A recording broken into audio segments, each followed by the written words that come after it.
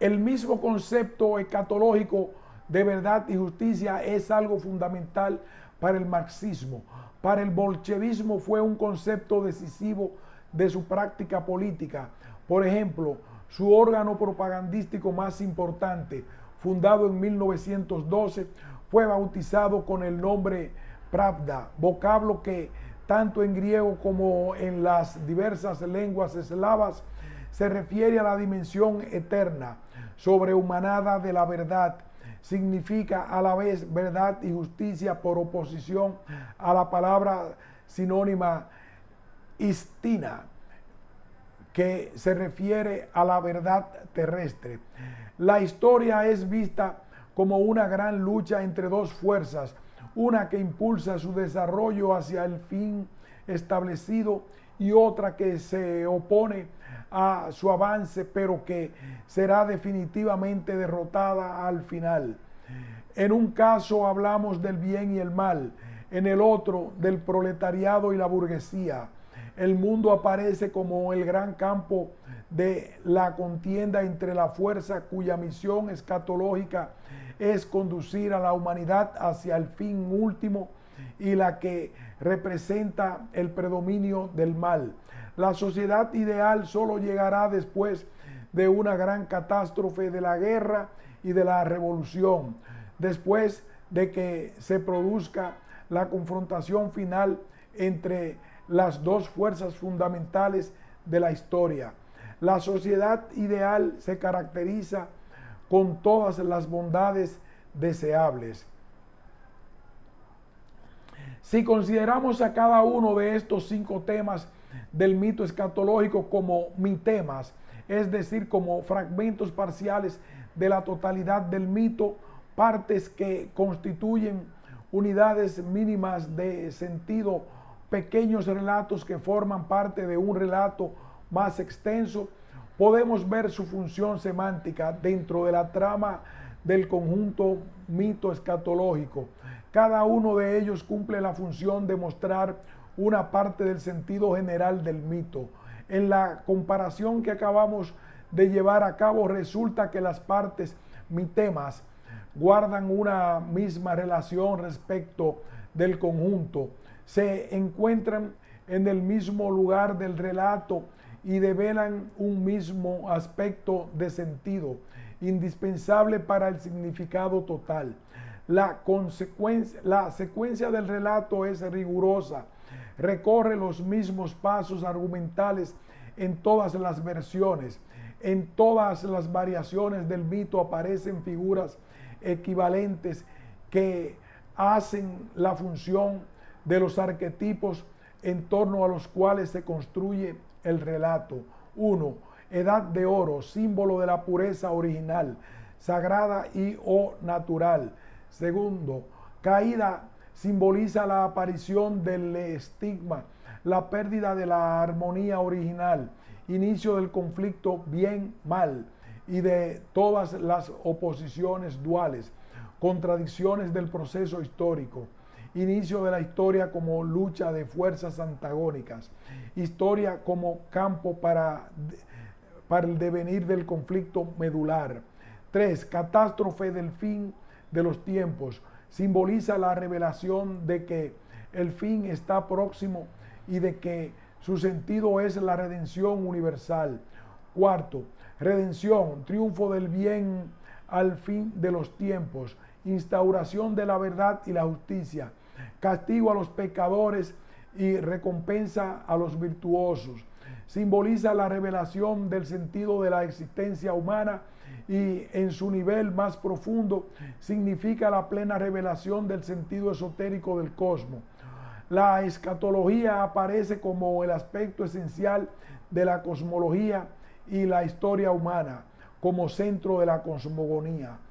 La fuerza y la eficacia del discurso marxista y su transformación en una doctrina universal también pueden explicarse a partir del uso de estos símbolos poderosos que aparecen en el interior de su estructura mitológica y que, adaptados a las necesidades de la época moderna, fueron dotados de un nuevo poder heurístico para descifrar sus dilemas y proponer una alternativa presentada como la gran solución a los problemas de la humanidad.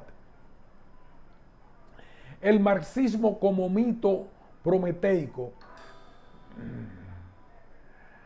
En un riguroso y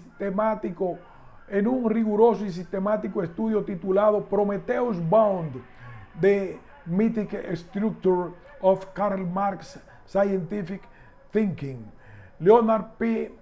Wiesel define el pensamiento de Marx como una teoría determinada por una estructura esencialmente mítica, a pesar de su intención científica. Más aún, según el autor, ese concepto de cientificidad en su doctrina forma parte de su orientación metafísica. Wiesel comienza representando el problema a partir de comentar el punto de vista de diversos autores que han señalado las semejanzas entre el pensamiento marxista y el mesianismo religioso. Sostiene que es necesario ir más allá de señalar esta semejanza y pasar a una fundamentación más rigurosa de esta hipótesis. Estamos de acuerdo con él en esa cuestión y vamos a exponer de manera resumida su argumentación, que en algunos aspectos esenciales coincide con la nuestra. Antes que todo, haría falta una definición del mito, reconociendo la complejidad del problema. Wiesel sostiene que la dificultad de dar una definición simple, definitiva y universalmente aceptada, y propone una definición crítica que sea el resultado de cuestionar las limitaciones de los diversos intentos por definir al mito. En virtud de esa idea, propone articular el enfoque histórico antropológico con el estructural, afirmando que no existe una incompatibilidad de fondo entre ambas orientaciones. Para los objetivos que nos proponemos, el enfoque estructural es muy útil porque pone de manifiesto que entre el pensamiento científico moderno y el pensamiento mítico arcaico existen profundas semejanzas de estructura y función, lo que nos lleva al análisis de los patrones míticos. En ese sentido, sostiene que una teoría general del mito debería ser capaz de mostrar cómo el mitos, lejos de estar opuesto al logos científico, está integrado a él, al menos como posibilidad lógico del creyente moderno. El primer aspecto de su definición del mito se refiere a la equiparación aristotélica entre el mito y el relato dramático de la tragedia y el reconocimiento de que ésta tiene su origen en aquel. De aquí resulta que, en términos de la experiencia humana, los sucesos presentados por la tragedia son profundos y trascendentes, y por eso mueven las emociones cuya catarsis deben provocar. Tragedia y mito tienen el mismo fin: que el hombre pueda conocer el telos divino que subyace y su estructura al cosmos. Desde este punto de vista, el mito es una trama selectiva estructurada por un principio sintético unitario. Por medio de esta trama, series de sucesos, imágenes, acciones y palabras se convierten en un todo dramático. En segundo lugar, Wiesel caracteriza la necesidad humana de experimentar la vida como poseedora de un significado profundo y de la plenitud del ser, necesidad que ha estado siempre presente en el mito y que es presentada por su dimensión poética. El aspecto estético del mito satisface las aspiraciones espirituales más elevadas. En ese sentido, destaca un aspecto estructural del mito que es esencial en el momento de su comparación con la filosofía y con la ideología política concebida como Weltanschauung. un todo estético surge cuando el principio sintético generador de la forma estética de una configuración objetiva es la unidad espiritual de la subjetividad misma. En otras palabras, un creador poético, en tanto hacedor, actúa, produce o construye teleológicamente la causalidad por medio de la cual un poeta trae a la existencia una obra de arte.